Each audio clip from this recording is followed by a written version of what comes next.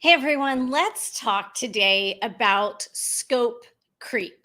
If you are a consultant, an executive coach, a professional services provider, scope creep can be one of the most stressful things that happens in your business because you obviously want to get paid an equitable value for the time and energy that you're delivering to your clients.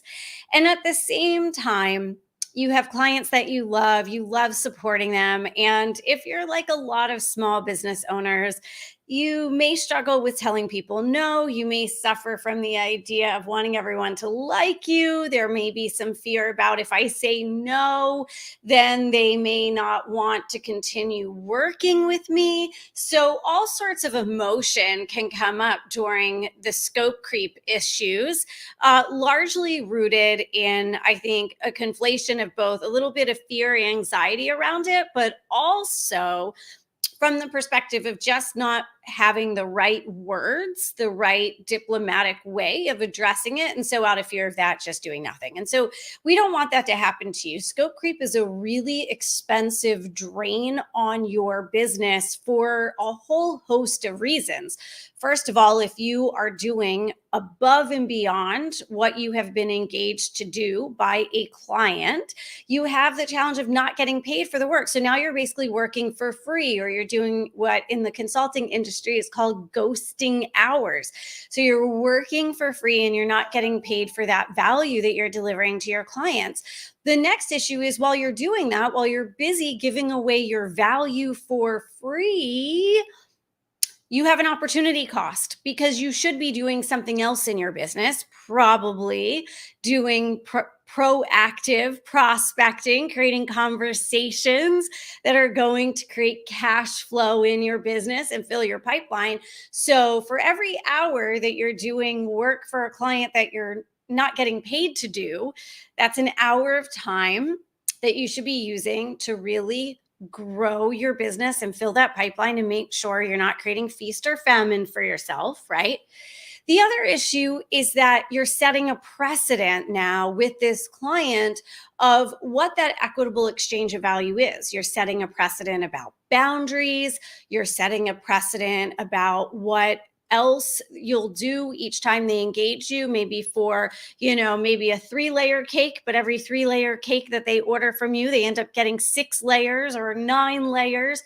So you're actually hurting your future earnings from that client that you are outside of scope with.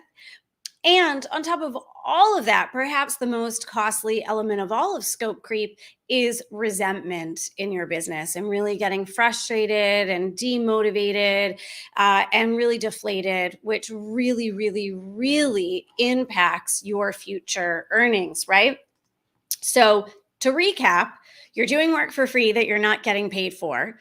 You're being taken away from other very high priority activities that would allow you to create more revenue. So there's the opportunity cost.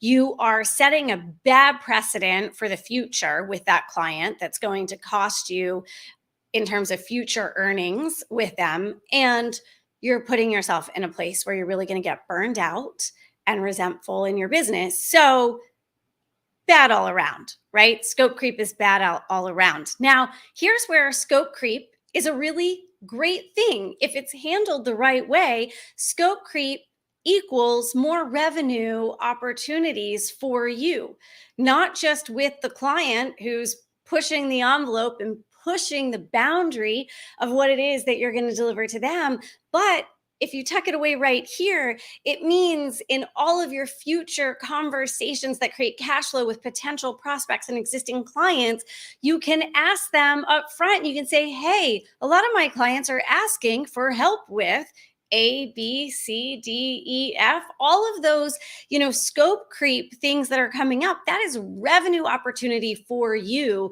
that starting at that point and going forward with all of your other clients, you should be proactively bringing up with them, right? Because it's probably things that other organizations, other decision makers, other teams also need help with. So, it can be a bit of a breadcrumb trail in your business to more revenue opportunities. So that's why you want to avoid scope creep. That's the silver lining of scope creep. Let's talk about some really brass tack things that you can do in your business, these brass tack strategies to make sure that you are ready to both A, prevent scope creep before it happens, and B, nip it in the bud if and when it does pop up. But as with anything in your business, and this is, we tell our Bold House collective members this all the time. This is something we train on, we teach on.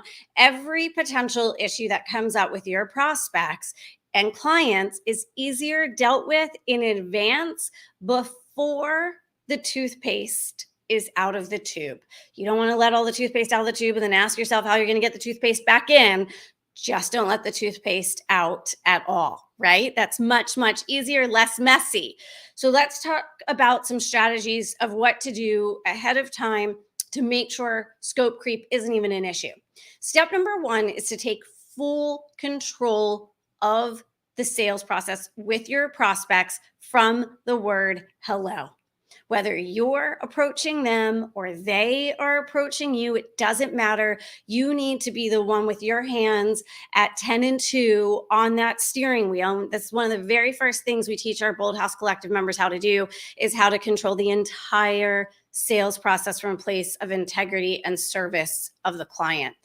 When you take control of that sales conversation, it gives you the ability to really talk to the prospect about all the elements that they're going to need, all the implications of what they're asking for support around, who it's going to impact, what are the various sort of touch points around what it is that you're doing for them that could create bottlenecks in their organization where they're not going to have the bandwidth to address it.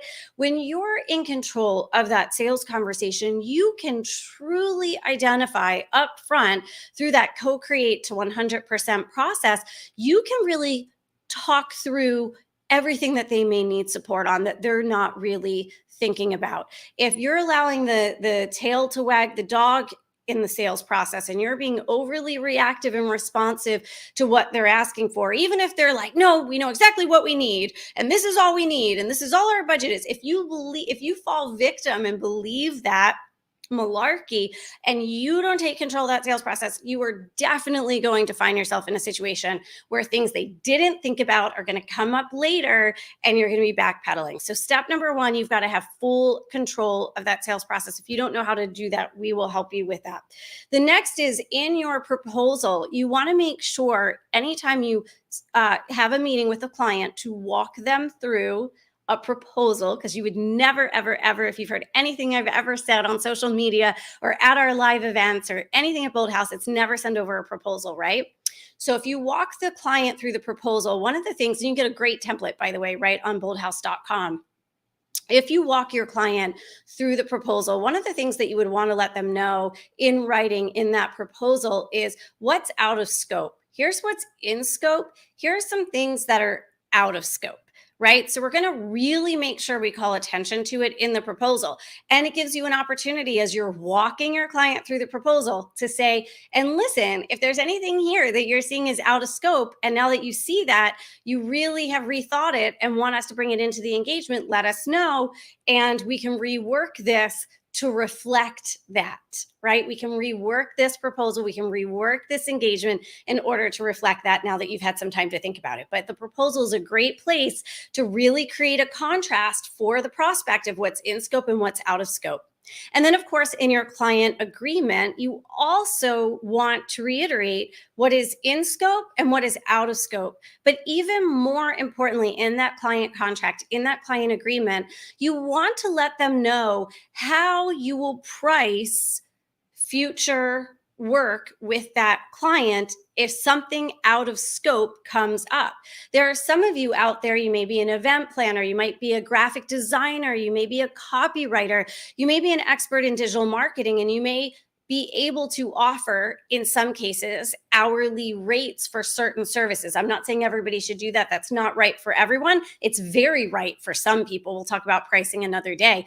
But if you only operate on day rates, you can mention that in the agreement. If each engagement is completely custom priced and will require a new statement of work and a new discussion, mention that in the client agreement as well. Ooh, I love this question. So we want to make sure that's in the client agreement. So Christine just asked, how do you handle sales calls where the client needs so much help that you can't do a good proposal without putting a lot of time and digging deeper into their business first? I love that question, Christina. So a couple of things that you can do. The first is, so I'll take it from kind of like smallest to biggest. Okay. So if it's like too much to cover in that first meeting, it is okay to say to them, look, we need a 2 hour meeting to really scope this out. And we are going to co create this engagement in a meeting, 2 hours to 100% together. And it's going to take us 2 hours to do it. But that's the only way to unpack everything that you're bringing forward. That would be sort of option one, assuming that you could do it in up to 2 hours. If it's over that, then you have two choices. Well, I guess really three choices. The next choice is to actually go to a discovery phase with them, to at a high level kind of map out the sort of buckets of phases of working with them, which would be first discovery, then strategy, then the build. That's where you're creating all the components, and then implementation, and then finally measurement and continuous improvement, right? So a very traditional consulting journey. So you may have to say to them, look, ultimately, this is going to be the client journey. And you want to anchor high, Christine. You want to make sure you say, look, based on everything you're telling me, typically with this kind of a situation, our clients are investing between $100,000 and $150,000. These are the phases: discovery, then strategy, then each of the ones I just said: development, rollout, measurement. We need to start with the discovery phase. That discovery phase is going to be X. Usually it's somewhere between 5,000 and 25,000 for a discovery phase, depending, Christine, on just how much is getting covered in that discovery phase and the size of the organization. And then you would come in and you would do a half day to a full day strategy day with a client. If it's 25,000, usually both of those two components are kind of priced out together. And so now they're getting a discovery phase, they're getting a strategy day with you. And at the end of that strategy day, they would really have a roadmap on what needs to be done. Of course, now they still need to hire you to do the, next 75,000 to 150,000 to 250,000 to really implement that. But usually a discovery phase followed by a strategy day is a great way to do it. And discovery phases can be super fast, or they can be, 60 days. It depends on just how much you have to unpack. The other option would be a gateway option. So you could say to them, look, we'll start by coaching just this one team, or putting together just this one day offsite, or doing this, small marketing project together. And we'll make sure we're working well together. And then through that, we'll then start to build the beta and go out from there. Usually, though, the discovery phase followed by the strategy day, that's my favorite. But if you can't do that and there's no budging them, then you may need a 2 hour co-create to 100% meeting with a client. But even that is somewhat dangerous without at least a little bit of discovery phase. The other thing you can do is say, look, it'll be $5,000 for discovery phase and a 2 hour meeting. But should we move forward in our firm building that out, we can apply that to the greater investment. So that's another option there for you as well. I think the problem for a lot of folks is that they don't realize, from the decision maker perspective, I have a terrible sore throat today. From a decision maker perspective, they don't appreciate just how much information you need up front. But I can assure you that mid-sized consulting companies, big consulting companies would never put together an engagement without doing that discovery phase and really understand what they're walking into. So that's my favorite. That's my favorite option to do that. So great question. So in terms of scope creep, like I said, you're going to want to make sure that you take control of the sales process. And actually, what I just shared with Christine is a perfect example of how you can really take control of that sales process and say, look, this is how we're going to need to do this, so we can really make sure we're helping you build the right ladder against the right wall so that you get the right end outcomes and results that you're looking for. You want to make sure your proposal is clear, in scope and out of scope. You want to make sure your contracts, your client agreements assignments are clear, in scope, out of scope, and then what'll happen if something is out of scope. Now, here's sort of a bridge strategy between being in the sort of sales process and actually getting started working with your clients that a lot of folks really skip over. Those who are coming to Bold House Groove who are already registered, they have kind of a heads up on this because they're going to get a bonus from coming to the event that's going to help them with this. But you've got to have a really powerful kickoff meeting with every one of your clients. And if you're not stopping to have a very strategic kickoff meeting with your clients, that's a huge missed opportunity for a whole host of reasons. But one of the killer things to do in a kickoff meeting is, again, revisit what was in scope, what was out of scope, and now go next level by asking the client right in the kickoff meeting. So Janet, let me just ask you, if when something out of scope comes up, how would you like us to address that with you? Or Jake, if when something out of scope comes up, are you the best person for us to go to have a conversation about what it would look like to have our support on that? So now that you're kicking off with a client, it is an appropriate time to ask them, look, it's common. It's definitely common. Once we start working with our clients, they love us. They love everything we're doing for them. Other requests start coming up. And a lot of times these requests are outside of the scope of what we've been brought in to do, but we would love to help you with anything that you need help with. So, again, Jake, Janet, who do we go to when an out of scope request comes up, and how do you want us to proceed with you on that? Then zip it and listen very carefully to what their answer is. Really let them think about that and tell you, and make a note of what they say, because you're going to want their exact words later when something out of scope comes up, because it will allow you to then say, hey, Jake and Janet, we're having such a great time working with your team. We love everything we're working on.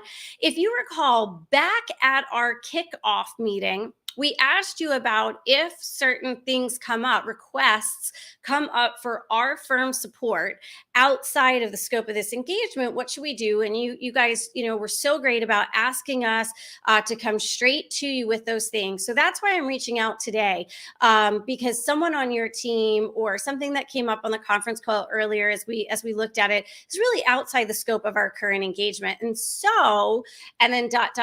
how you're going to handle that is going to come next. Now, you have choices, by the way, of how you handle things that are out of scope. Sometimes it's such a small little thing to do that it's not even worth the paper that a new statement of work would be printed on to go through it, because it's so little.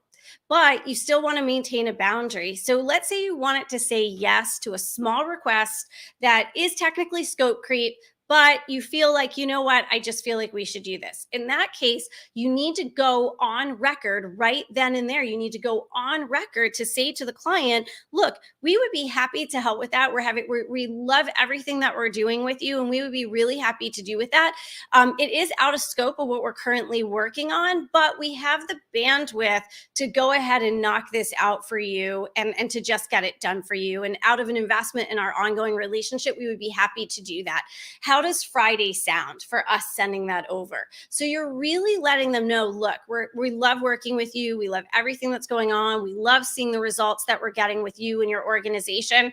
And this request is out of scope, but we have the bandwidth this week. We actually can knock this out. And honestly, it'd be faster for us just to knock it out on our end anyway. So we're going to go ahead and do that and send that over to you.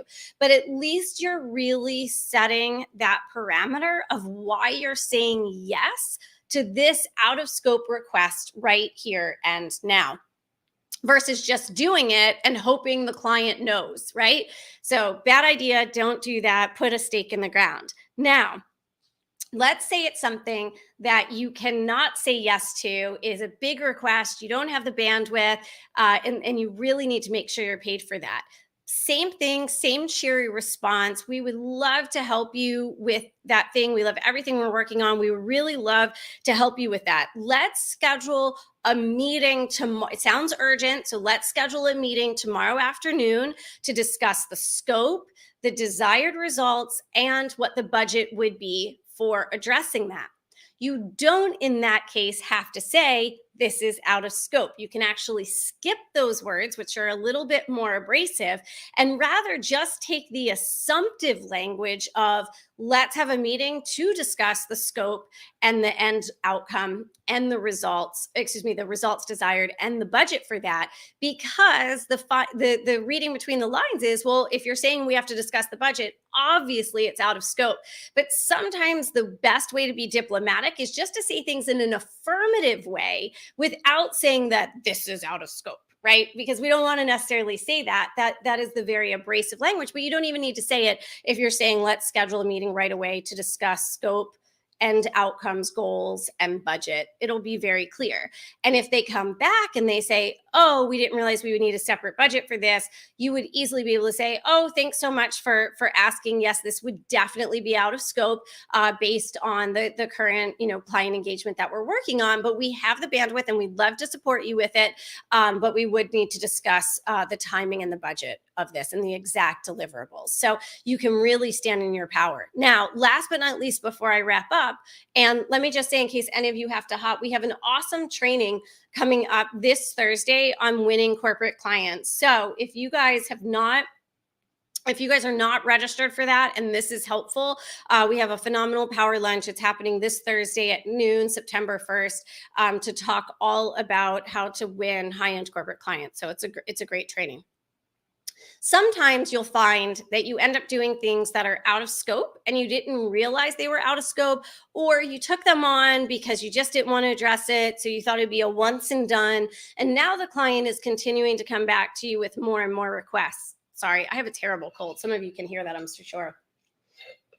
And so that you've basically gotten onto a slippery slope with the prospect or the client, right? Like you've already started going down the lane of scope creep. You're doing lots of things already. You're like, shoot, why did I do that? Like, now what do I do? I can't keep going like this. Like, now I've set a precedent. And so now you're looking for those words of backtracking and supporting your client, but also getting paid an equitable value for the value that you're delivering to them. So what do you do in that case? In that case, the best thing to do is to reach out to the boss, to whoever the main client is that you're working with, and say, hey, Doc, hope you're doing great. Our team is absolutely loving working with your organization. Your team is phenomenal, and we just love the projects that we're getting to work on with you and seeing the results already. I would love to set up a meeting with you to touch base on something that has come up. There's been a number of requests as of late that we have been absolutely thrilled to support. However, those things are items that have been out of scope, and seeing as how it looks like there is in fact a number of projects that are going to come up on a regular basis that go beyond the scope of what our current engagement is, we would love to meet with you to look at ways that we could be available to you on a regular basis to support these fly up projects as they happen. And we do that for a lot of our clients. We would love to do that for you, but we need to schedule a meeting to discuss. So, this is really important. Essentially, what I'm saying to you is you have permission at any point in time with your client to call a timeout and say, we love working with you. We love the outcomes and the results that we're already seeing. Your team's amazing. We've been really happy. We've been thrilled to be able to say yes to some of these extra requests that have come up.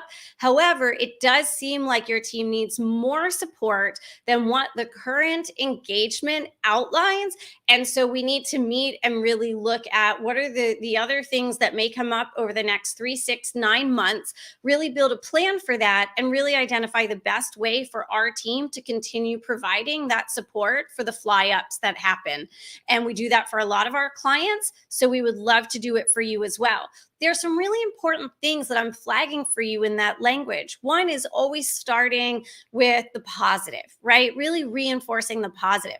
2, making sure the client doesn't feel bad or embarrassed that they've asked for some out of scope things. Really let them know how honored you've been to be asked to do those extra things, and how thrilled you've been that your team was available to support those things. And it's been truly phenomenal. And essentially, what you're trying to communicate at that point is you have no hard feelings about it. You really have been, it's been an honor and a joy to go that extra mile for the client. And also, looking at now what's becoming clear, there are going to be these sort of regular recurring needs that the client has. Now is a time to regroup with them and really look at that ahead of time. One, so that you can have, and you can even say, one, we want to make sure we're available and we have the bandwidth to support. And two, we're going to need to make sure the engagement scope is adjusted to account for these other requests that are coming up. So it's really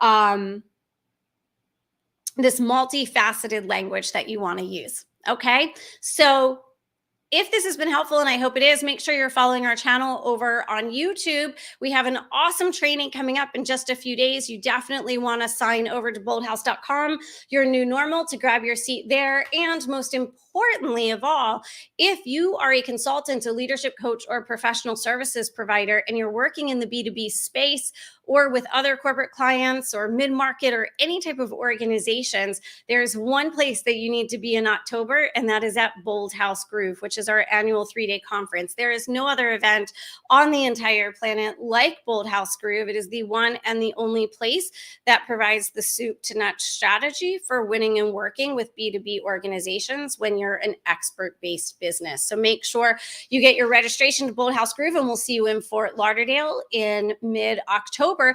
Until then, everybody, I'm going to sign off and go give a presentation on another stage in just a few minutes. It's good to be with you guys. See ya.